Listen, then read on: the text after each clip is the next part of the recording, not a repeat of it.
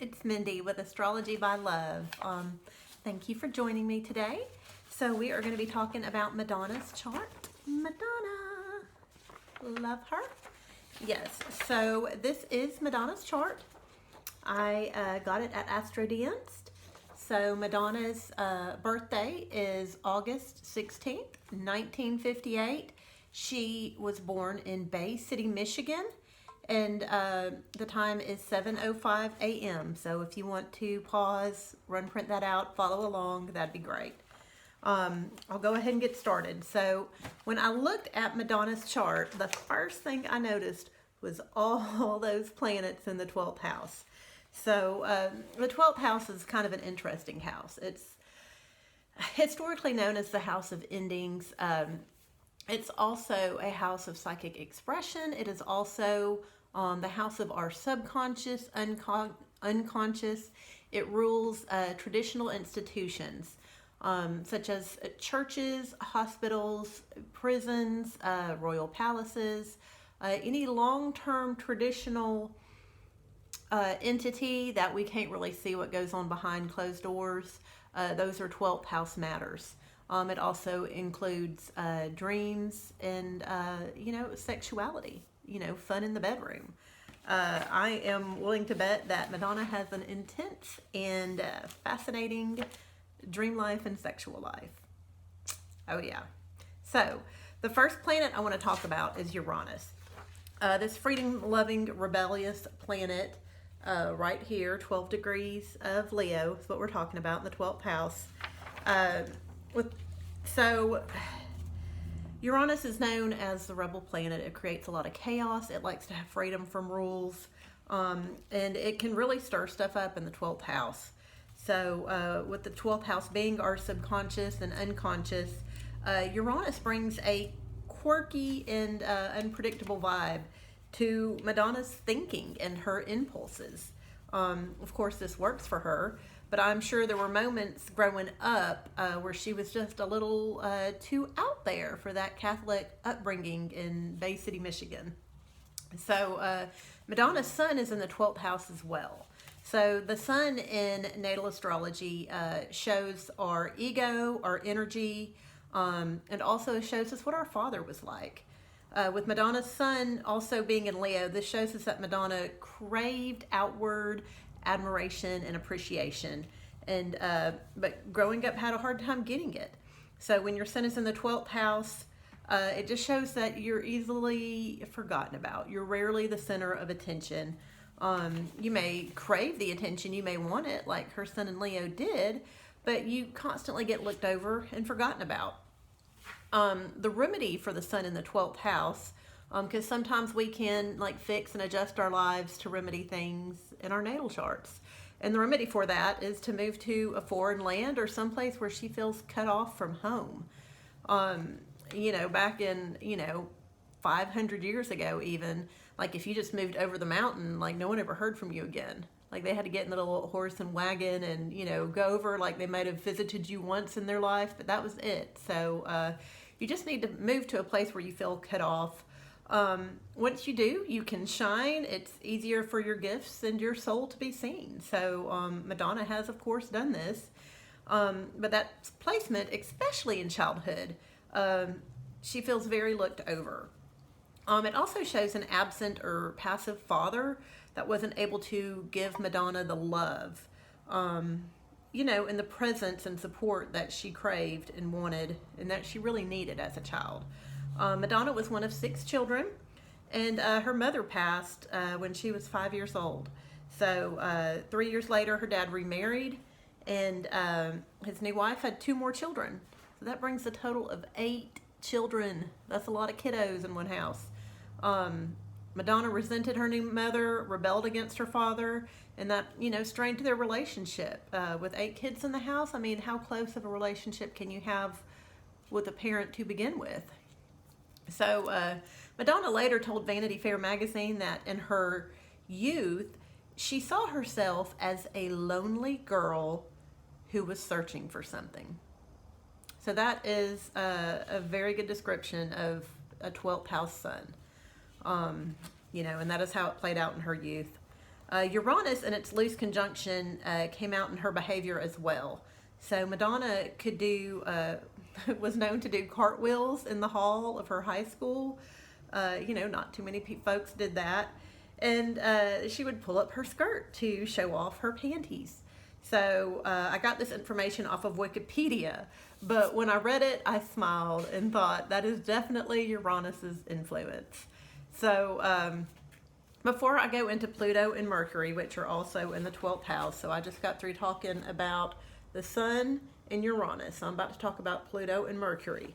But before I go there, I wanted to say this, that anytime any planet is in the 12th house, a person tends to be psychically sensitive, and the theory also goes that they tend to be good in bed. So Leos are known to be the center of attention, but they're also known for being quite sexual. And I'm mentioning this because, Madonna has always been known as racy and provocative. And we can see that with all these 12th house placements, as well with the Sun and Uranus and Leo. So anyways, now on to Pluto. So Pluto is a deep, dark, obsessive, transformative planet. It demands perfection, and when it is not quite right or doesn't get what it wants, it burns everything to the ground in order to rebuild. So it's a super intense placement. And with Pluto in Madonna's 12th house, this makes Madonna obsessive about the unknown. And over the years, it has given her transformative abilities to go deep within and be a fully conscious soul. Her Pluto also has a loose conjunction with Mercury, which is also in the 12th house. And it is trine Neptune in conjunct the ascendant. So here is the planet Mercury. Here is Pluto. So they are within 4 degrees of each other. Mercury is within 2 degrees of the ascendant. Right here, the ascendant's at 8 degrees of Virgo. And it is trining Neptune right here in the 3rd house. So that's 2 degrees Neptune, trine to Pluto at 1 degree and Mercury at 5. Not trine, that's a sextile. I apologize. That is a sextile. So, and what a sextile is it is a, it refers to an angle. It's a 60-degree angle, or somewhere around 60 degrees.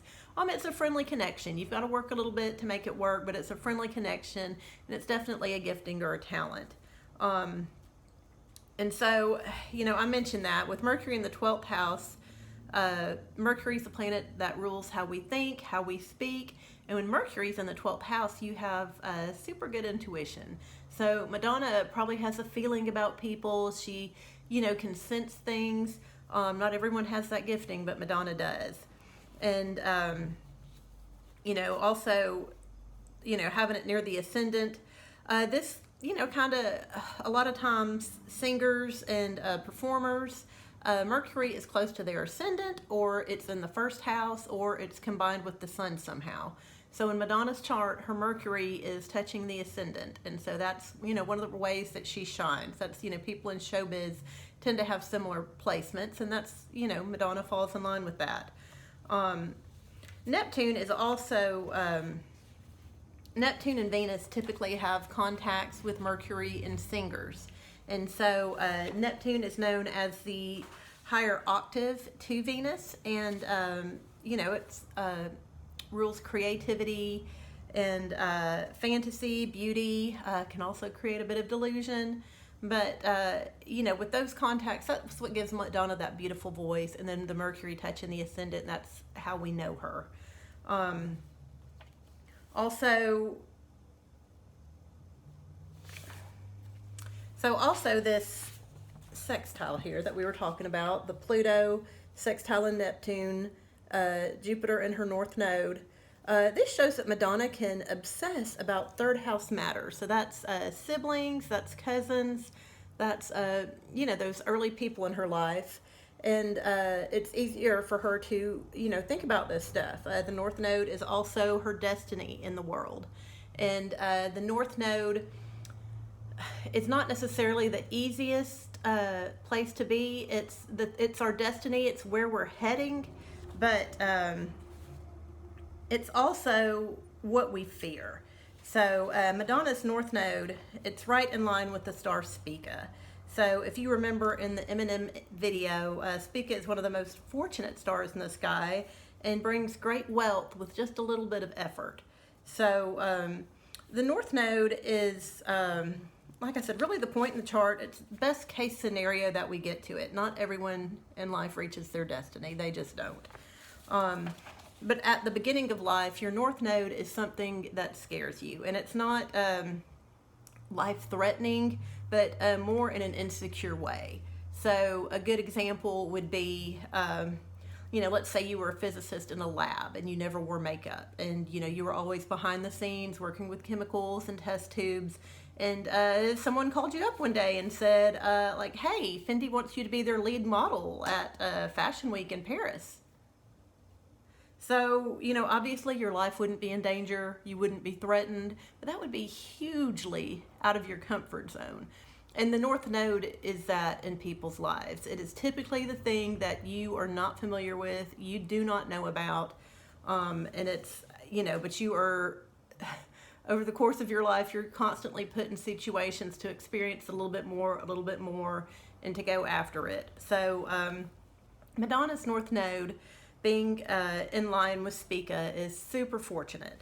So whenever Madonna has inched forward towards her destiny, she was rewarded much more than expected, which makes it, a lot easier for an awkward Catholic schoolgirl who feels forgotten about to turn into the dancing, acting, singing icon that she is today.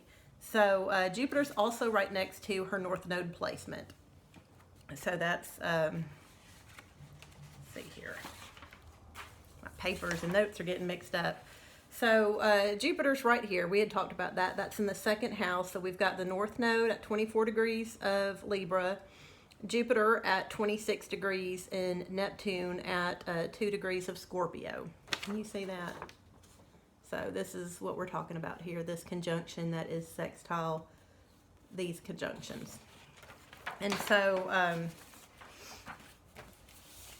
Jupiter is the planet of abundance, goodness, generosity, expansion. It rules spirituality, positivity. It's the most positive and abundant planet in the sky. And so, having Jupiter right next to the North Node and having the North Node inlined in Spica, that's an awesome, huge, beneficial placement. So Madonna's very fortunate to have that. And, not only that, it's in the second house. So the second house rules our possessions and our belongings, what we surround ourselves with.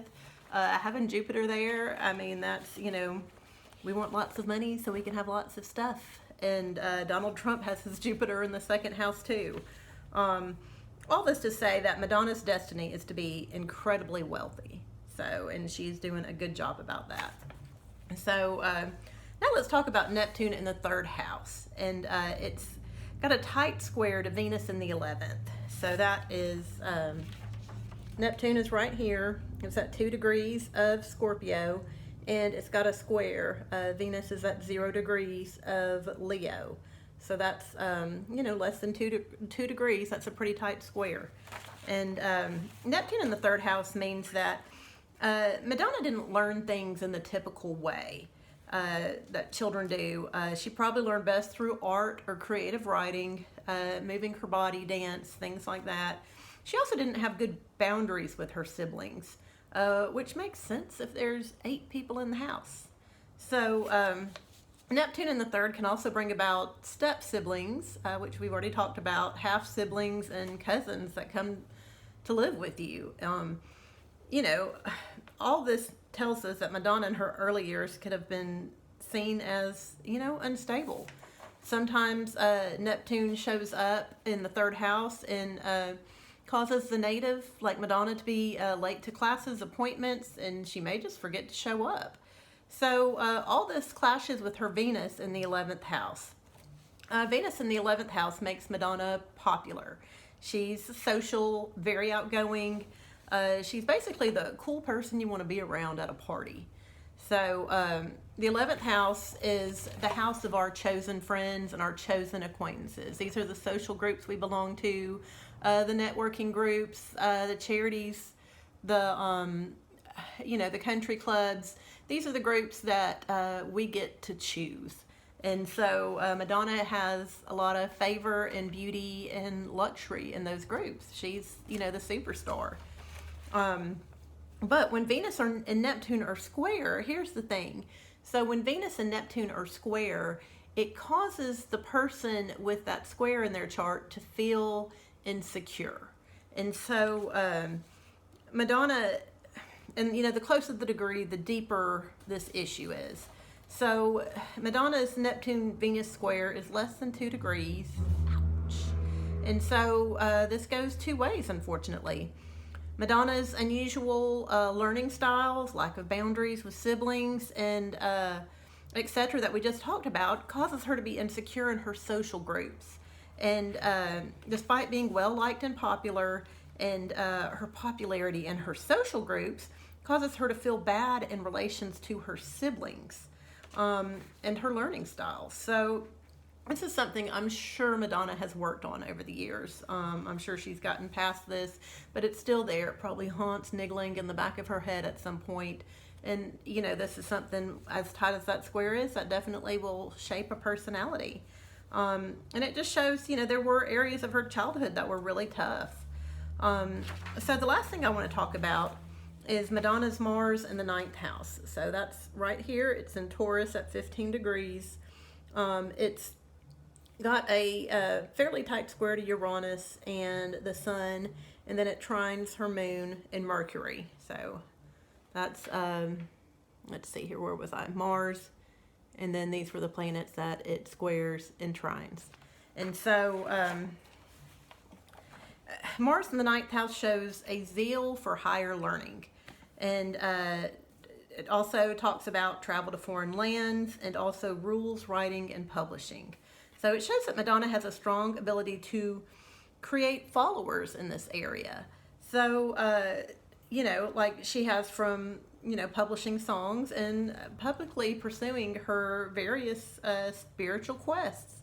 So this is all wonderful, but this square, remember, squares cause tension and uncomfortability. They don't get along very well.